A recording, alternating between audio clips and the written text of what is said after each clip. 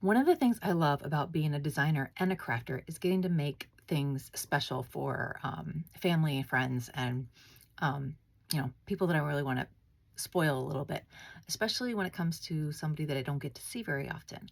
I have a recently turned 3-year-old nephew who lives several states away, and I get to see him once, maybe twice a year. Um, but unfortunately, I don't get to see him on his birthday. So it was really exciting when I was able to um, design a banner and a cake topper for his third birthday. He's really into race cars, so I created a banner and a cake topper. And the unpersonalized version of the cake topper is available for sale in my shops. But what I wanted to show you is how you can personalize a cake topper using the software that goes with your cutting machine. And for today's purposes, I'm going to show you in Design Space how to add a name and a year. And this is my basic technique for adding that to make it something that's not just theme ready, but special for the birthday person. Let's go.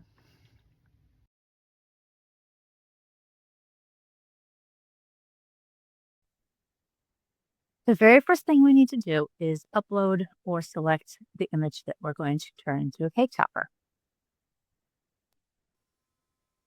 Before I do anything else, I like to make a duplicate copy of what I'm working with.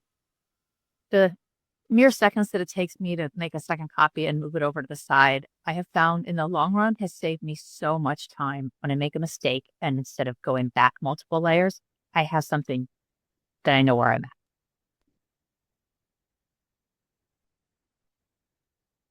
Then I delete the layers that I don't need. Now I'm ready to start personalizing.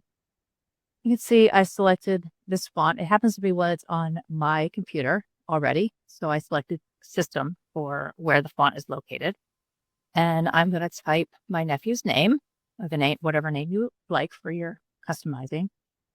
I'm going to go ahead and change the color now, and then copy and paste, and then just change this to the number.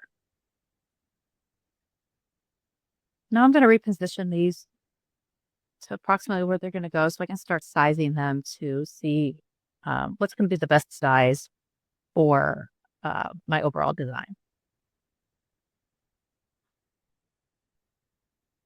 I spend a little time getting everything sized the way that I like it best. And then once I have everything the way I like it, I'm going to go ahead and group everything. And then I'm going to copy and make a copy of it and move it to the side. This is, again, so if I realize I made a mistake, it's easier to go back. Or if I want to make another one of these later, I don't have to do the preliminary work. I can just go ahead and change the name and or the age or something like that. And so I always save those off to the side. Now I'm going to go ahead and I'm going to add the effect. You can see under edits, the effect is offset. I like to go with a 0.15 rounded corners and a weld offset.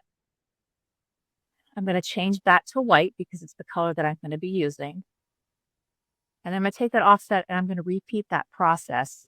Again, always selecting weld, and then I'm going to change it to the gray that's already in the design.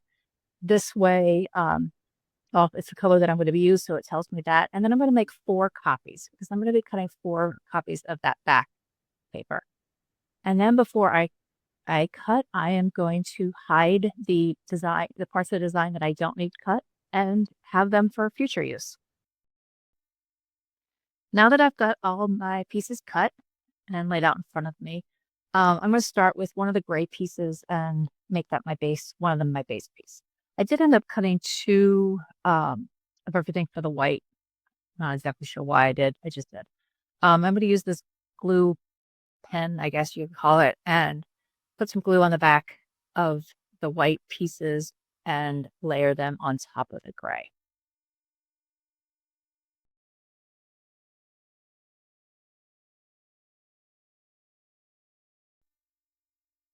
I did use both pieces since I had them. Extra layer is just going to help make it sturdier, so might as well. And now I'm going to add this gray outline of the car. Even though there's gray in the background, this is the base layer of the car itself.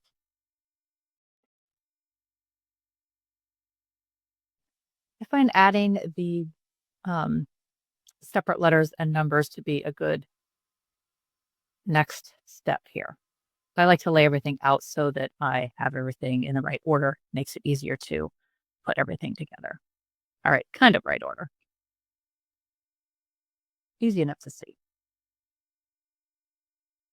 You could use whatever glue or adhesive you wanted. I happen to have just grabbed a couple different things before leaving my house, since I did this project on vacation with my um, sister-in-law, brother-in-law, my nephew.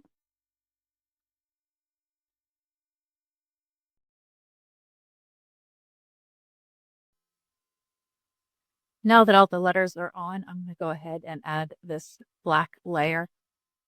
I didn't have any Barely Art glue with me. I left that at home, but this would have been a really good time to use it, especially because of these little spots. I did go ahead and dab on several of the checkers so that they stay on pretty well. This glue holds pretty well, so I'm pleased with it.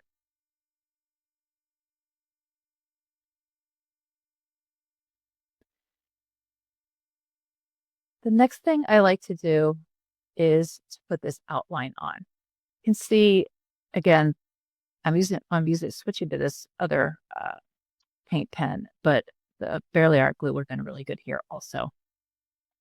I just put as many dabs as I could around here to make sure that it's on really well. What I like about adding this layer now is that it kind of acts as an outline so that it's easy to see where all the other layers go and everything fits inside of it.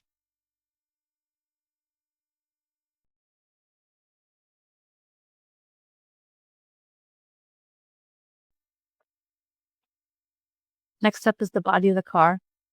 And aside from, changing the color of the wording in the letters, here's another area where you could easily um, customize this using the color, the birthday person's favorite color.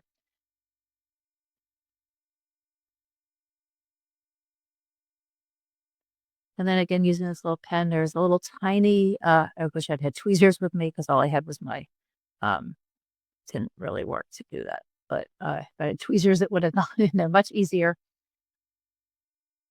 But my weeding hook had to do to get the backlight in and the blue that represents the glass of the headlight and the car window.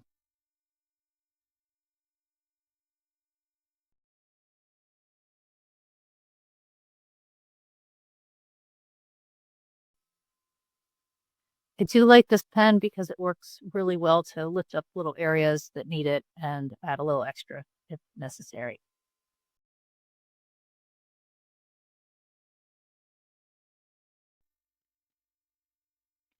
Next, I'm going to start adding some glue to another one of the gray base layers. This is still for the front. I like to put at least two pieces together. This particular cardstock I have is really heavy. I have a lot of it, so I tend to use it. And if I had wanted a different color than gray showing, I would have just used a different color over it and then use this nice thick cardstock anyways to make it really stable. Otherwise, you could use several layers, like 6, even 8 layers if you really wanted it to be thick. And for the back, I'm going to glue 2 of these thick pieces together also.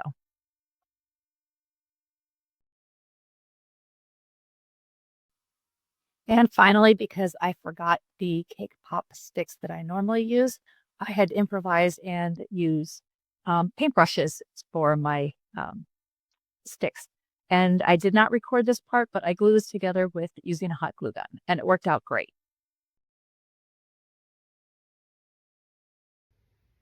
So thankfully, the paintbrushes saved the day and it worked out really well. And you can see that the final version that I cut out actually is a slightly different font than in the example that I showed on screen through Cricut Design Space. One of the nice things about having a lot of fonts is I have a lot of choices. And when I was doing the example of how to do this, which I had done, which I did, I recorded the example of how to do this after I had already made him the cake topper. So I wasn't really thinking about the fact that I used a different font. But it's nice because you can use whatever font works best for the person that you're making it for. And this works for a lot of different things. So I hope you'll give it a try. And the other nice thing about the banner that is also for sale is it includes the entire alphabet. So while my nephew's has his name, your banner can have whatever name you want to have on it, or it can just say happy birthday or start the races, or, you know, it can be used for more than birthdays. It can be used for whatever kind of race car theme that you're looking for. So I'd love to know if this is something that you try. If you have a different way for making cake toppers, I'd also love to know that. Happy crafting! Thanks so much for watching. If you enjoyed this video, please give it a thumbs up and hit subscribe so you don't miss the next project. Want even more crafty fun? Head over to HarperNCo, where you can sign up to get 5 days of free downloads. It's my treat to you.